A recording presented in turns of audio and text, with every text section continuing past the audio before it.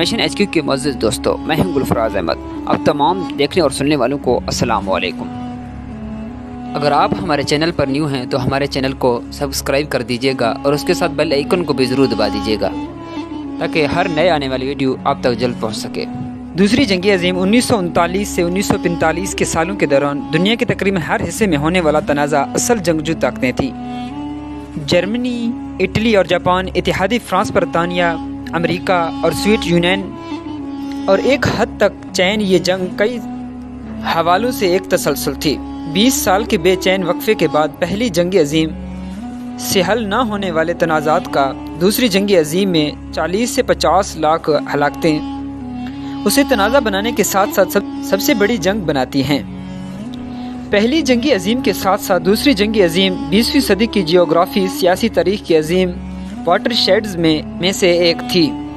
اس کے نتیجے میں سوویت یونین کی طاقت کو مشرقی یورپ کی اقوام تک بڑھایا گیا تھا۔ دنیا میں طاقت کی فیصلہ کن تبدیلی مغربی یورپ کی ریاستوں سے ہٹ کر ریاست متحدہ امریکہ کی طرف ہوئی۔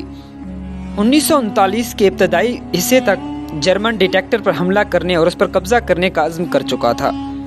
پولینڈ اپنے حصے کے لیے جرمنی کی طرف سے حملہ کرنے کی صورت میں فرانسیسی اور برطانوی فوجی مدد کی ضمانتیں رکھتا تھا کہ سوویت یونین اپنے مغربی پڑوسی کے حملے کی مزاحمت کرے گا۔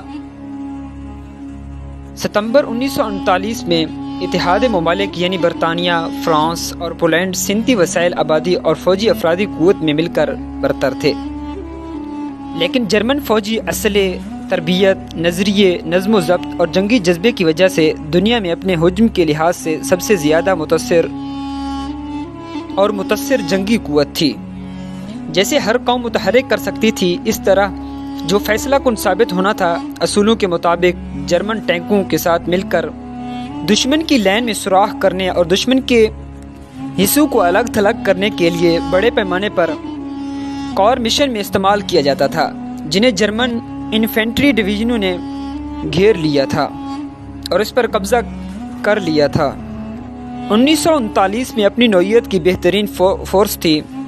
یہ ایک زمینی تعاون فورس تھی جسے فوج کی مدد کے لیے ڈیزائن کیا گیا تھا، لیکن اس کے ہوائی جہاز تقریباً تمام اتحاد اقسام سے برتر تھے۔ 1935 سے 1939 تک دوبارہ اسلحہ سازی کی موت میں جرمن لڑاکا طیاروں کی پیداوار میں مسلسل اضافہ ہوا۔